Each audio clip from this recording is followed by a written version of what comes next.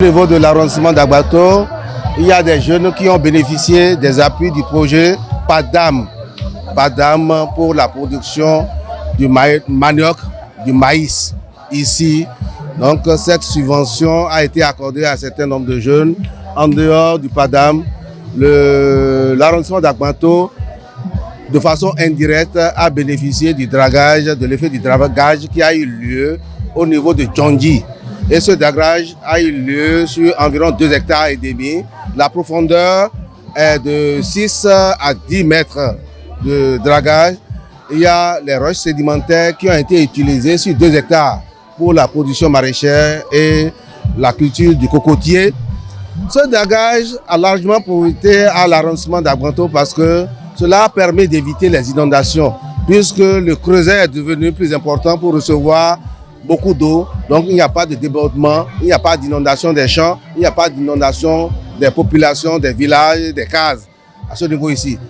L'essentiel est que c'est un dragage expérimental qui a été réalisé à coût de 21 milliards de nos francs CFA, tout juste pour voir le comportement des ressources halieutiques, le comportement vis-à-vis de l'eau, vis-à-vis de l'environnement, je l'ai dit tout à l'heure, afin d'étendre ce dragage-là sur tout le lac Aimé, qui fait plus de 41 km de long.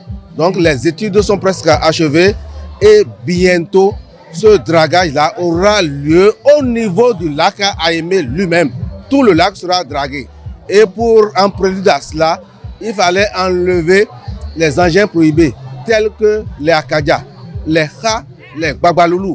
Ce qui a été fait, le gouvernement a financé cet enlèvement, c'est fait et aujourd'hui, il y a une brigade de surveillance des plans d'eau animée par 16 personnes qui est sur ce lac-là et ces chenaux qui surveillent ce lac pour que ces engins prohibés-là ne colonisent plus ce lac afin d'assurer un bon dragage lorsque les opérations vont démarrer.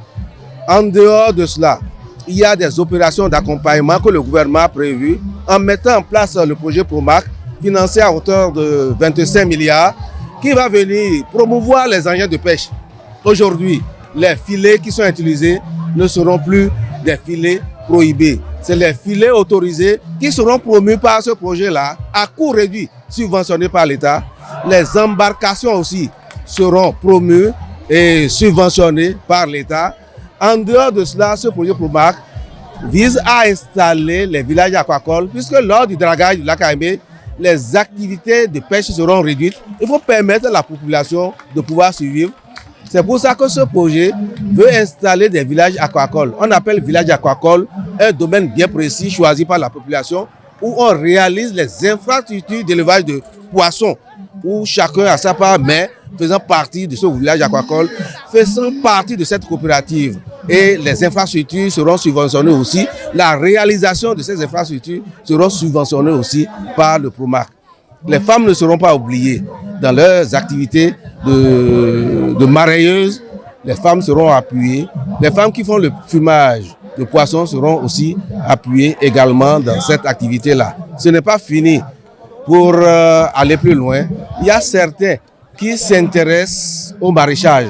C'est pour cela que le gouvernement a financé à nouveau le projet PADMA, le projet d'appui au développement du maraîchage, à hauteur de 32 milliards. On appelle cela PADMA Extension. 32 milliards pour accompagner ces activités de maraîchage, c'est-à-dire faire les aménagements pour accueillir les maraîchers. Les maraîchers individuels vont bénéficier de motopompes, d'arrosoirs, de raccords, etc., pour la promotion du maraîchage, parce qu'en ce moment-là, le lac serait en train d'être dragué et il y aura un peu de perturbation des activités de pêche. De même, l'ONG Vegola, qui est venue dans notre pays, c'est une ONG espagnole qui fait la promotion du cornichon. Cornichon, c'est une plante qui ressemble un peu au concombre. Lorsque vous semez les graines et vous arrosez, vous fumez correctement, après un mois, vous commencez la récolte. Vous faites la récolte sur un hectare, vous avez environ 20 tonnes, 15 à 20 tonnes à l'hectare, ce qui vous fait gagner environ 3 500 par hectare. Ramené au cantine, cantine de 400 mètres carrés, ça donne environ 150 000. À partir d'un mois seulement, vous êtes riche. Donc ce projet-là existe. Et aujourd'hui, nous invitons les populations à aller s'inscrire massivement au niveau des cellules communales de l'ATEDIA. Plus particulièrement, nous sommes à Koumassé ici, au niveau de la cellule communale de Koumassé, qui est prête à les enregistrer. Nous faisons 2 campagnes l'année. La campagne de février est terminée et c'est la campagne du mois de juillet qui est en cours. C'est pour ça que nous demandons aux jeunes, aux vieux, aux femmes, à toute personne physique capable de faire de la production maraîchère, d'aller s'inscrire. Pourquoi? Parce que c'est un cluster. Il n'est pas question de dire j'ai produit, je ne sais où je vais vendre. Végola est là pour tout racheter. Donc c'est pour cela, c'est une opportunité, c'est une aubaine